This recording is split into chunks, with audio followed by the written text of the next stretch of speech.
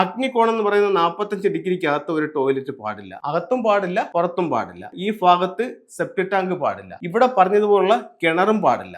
അപ്പോൾ ഈ 45 ഡിഗ്രിക്ക് പുറത്ത് ഉള്ള ഭാഗത്ത് നിങ്ങൾക്ക് സെപ്റ്റിക് ടാങ്ക് വന്നാലും എന്തിനെ ബാധിക്കും? ഈ കന്നിമൂലയെ ബാധിക്കും. ഈ പുറത്ത് ഭാഗത്ത് നിങ്ങൾക്ക് ടോയ്ലറ്റ് വന്നാലും എന്തിനെ ബാധിക്കും? കന്നിമൂലയെ ബാധിക്കും. വീടിന്റെ വടക്ക് കിഴക്ക് ഭാഗത്ത് ബോർവെല്ലോ കിണറോ വരികയാണെങ്കിലോ ഒരുപാട് സാമ്പത്തികമായിട്ടുള്ള നേട്ടങ്ങൾ ഉണ്ടാക്കും. ഒരുപാട് പേർക്ക് സാമ്പത്തികമായിട്ട് പ്രശ്നങ്ങളുണ്ട്. പക്ഷേ ഈ സാമ്പത്തിക പ്രശ്നം വാസ്തു കാരണങ്ങൾ കൊണ്ടാണോ വന്നിരിക്കുന്നത് എന്നുള്ളത് പലർക്കും അറിയില്ല.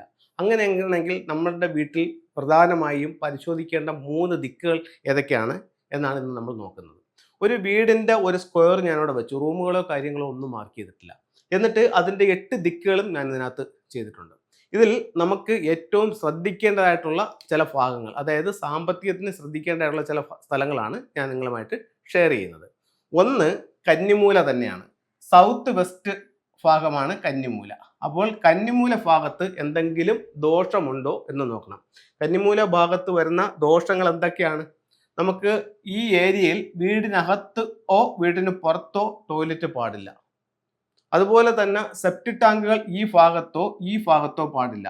പലരും പറയുന്നുണ്ട്, സാറേ എൻ്റെ കന്നിമൂലയിൽ നിന്നും 5 അടി മാറിയാണ് എൻ്റെ സെപ്റ്റിക് ടാങ്ക് ഇരിക്കുന്നത്, അല്ലെങ്കിൽ 5 അടി മാറിയാണ് എൻ്റെ ടോയ്ലറ്റ് ഇരിക്കുന്നത്, എന്തെങ്കിലും ദോഷമുണ്ടോ എന്ന് ചോദിക്കുന്ന ഒരുപാട് ആൾക്കാരുണ്ട്. ഉറപ്പായിട്ടും ദോഷമുണ്ട്.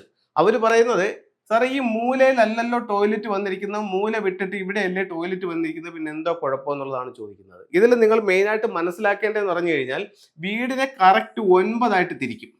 വീടിനെ ഇങ്ങനെ കറക്റ്റ് 9 ആയിട്ട് തിരിക്കുമ്പോൾ മൊത്തത്തിൽ ഈ ഡിഗ്രി എന്ന് പറയുന്നത് 360 ഡിഗ്രിയാണ്. നമുക്ക് എത്ര ദിക്കുകളുണ്ട്? 8. അപ്പോൾ 360 8 കൊണ്ട് ഡിവൈഡ് ചെയ്യുമ്പോൾ എത്ര കിട്ടും? 45 കിട്ടും. അപ്പോൾ ഒരു ദിക്കിന് 45 ഡിഗ്രി സ്വന്തമാണ്. അപ്പോൾ ഈ 45 ഡിഗ്രിക്ക് അകത്ത് നിങ്ങളുടെ ടോയ്ലറ്റ് വന്നിട്ടുണ്ടോ എന്നുള്ളതാണ് ചോദ്യം. അപ്പോൾ ഈ 45 ഡിഗ്രിക്ക് പുറത്ത് ഉള്ള ഭാഗത്ത് നിങ്ങൾക്ക് സെപ്റ്റിക് ടാങ്ക് വന്നാലും എന്തിനെ ബാധിക്കും? ഈ കന്നിമൂലയെ ബാധിക്കും. ഈ പുറത്ത് ഭാഗത്ത് നിങ്ങൾക്ക് ടോയ്ലറ്റ് വന്നാലും എന്തിനെ ബാധിക്കും? കന്നിമൂലയെ ബാധിക്കും. അതേസമയം നിങ്ങൾക്ക് ഇവിടെ ഒരു കിണറുണ്ടെങ്കിലോ അതും ഈ കന്നിമൂലയെ ബാധിക്കും. ചിലർ പറയുന്ന ഒരു ഇതുണ്ട്, സാറേ കിണർ നമുക്ക് അവിടെ ഇല്ല, ബോർവെല്ലേ ഉള്ളെന്ന്. ബോർവെല്ലായാലും കിണറായാലും ഒരേപോലെയുള്ള ദോഷം സൃഷ്ടിക്കും. ഒരു ബോർവെല്ലും ഒരു കിണറും ദോഷമെന്നുള്ളതല്ല പറയുന്നത്, അത് സ്ഥാനം മാറി വന്നാൽ ദോഷം എന്നുള്ളതാണ് പറയുന്നത്. അതേസമയം ആ വീടിന്റെ വടക്ക് കിഴക്ക് ഭാഗത്ത് ബോർവെല്ലോ കിണറോ വരികയാണെങ്കിലോ ഒരുപാട് സാമ്പത്തികമായിട്ടുള്ള നേട്ടങ്ങൾ ഉണ്ടാക്കും. അപ്പോൾ നമുക്ക് സമ്പത്തിനെ പറ്റി ശ്രദ്ധിക്കേണ്ട 3 ദിക്ക്. ഒന്ന് കന്നിമൂല. മറ്റൊരു ദിക്കെന്ന് പറയുന്നത് ഫെങ്ഷു പ്രകാരം സമ്പത്തിന്റെ ദിക്കായിട്ട് കാണുന്നത് സൗത്ത് ഈസ്റ്റ് എന്ന് പറയുന്ന അഗ്നികോണാണ്. അഗ്നികോണാണ് സമ്പത്തിന്റെ ദിക്കായിട്ട് കാണുന്നത്. ഇപ്പൊ അഗ്നികോണിൽ എന്തൊക്കെ കാര്യങ്ങൾ ശ്രദ്ധിക്കുക? അഗ്നികോണം എന്ന് പറയുന്ന 45 ഡിഗ്രിക്ക് അകത്ത് ഒരു ടോയ്ലറ്റ് പാടില്ല. അകത്തും പാടില്ല, പുറത്തും പാടില്ല. അതേപോലെ തന്നെ ഈ ഭാഗത്ത് സെപ്റ്റിക് ടാങ്ക് പാടില്ല. ഇവിടെ പറഞ്ഞതുപോലുള്ള കിണറും പാടില്ല. അപ്പോൾ തെക്ക് പടിഞ്ഞാറ് എന്ന് പറയുന്ന കന്നിമൂലയിലും തെക്ക് കിഴക്കെന്ന് പറയുന്ന അഗ്നികോണിലും ഈ 2 കാര്യങ്ങളും പാടില്ല. ഈ 2 കാര്യങ്ങളിലെ 3 കാര്യങ്ങൾ, ഒന്ന് സെപ്റ്റിക് ടാങ്ക്, ഒന്ന് ടോയ്ലറ്റ്, ഒന്ന് കിണർ, ഈ 2 ദിക്കിലും പാടില്ല. അടുത്ത നമുക്ക് ശ്രദ്ധിക്കേണ്ട പ്രധാനപ്പെട്ട ഒരു സ്ഥലം എന്ന് പറയുന്നത് എവിടെയാണ്? നോർത്ത് ഈസ്റ്റ് ഭാഗമാണ്. നോർത്ത് ഈസ്റ്റ് ഭാഗത്ത് നമുക്ക് ടോയ്ലറ്റ് പാടില്ല, പുറത്തും പാടില്ല, അകത്തും പാടില്ല. അതേസമയം ഇവിടെ സെപ്റ്റിക് ടാങ്കും പാടില്ല. പക്ഷേ ഇവിടെ നമുക്ക് കിണറോ ബോർവെല്ലോ ചെയ്യുന്നത് നമുക്ക് ഒരുപാട് സാമ്പത്തികമായിട്ടുള്ള നേട്ടങ്ങൾ ഉണ്ടാക്കി തരാനായിട്ട് അത് സാധിക്കും. അപ്പോൾ ഒരു വീടിനെ സംബന്ധിച്ചിടത്തോളം നിങ്ങൾക്കൊരു സാമ്പത്തിക പ്രശ്നം ഉണ്ടെന്നുണ്ടെങ്കിൽ നിങ്ങളുടെ തെക്ക് പടിഞ്ഞാറ്, തെക്ക് കിഴക്ക്, അതുപോലെ തന്നെ വടക്ക് കിഴക്ക് എന്നീ ഭാഗങ്ങൾ നിങ്ങളൊന്ന് ശ്രദ്ധിക്കുക. ഈ പറഞ്ഞതുപോലെ എന്തെങ്കിലും പ്രശ്നങ്ങൾ അവിടെ ഉണ്ടോ എന്നുള്ളതും നിങ്ങളൊന്ന് മനസ്സിലാക്കുക.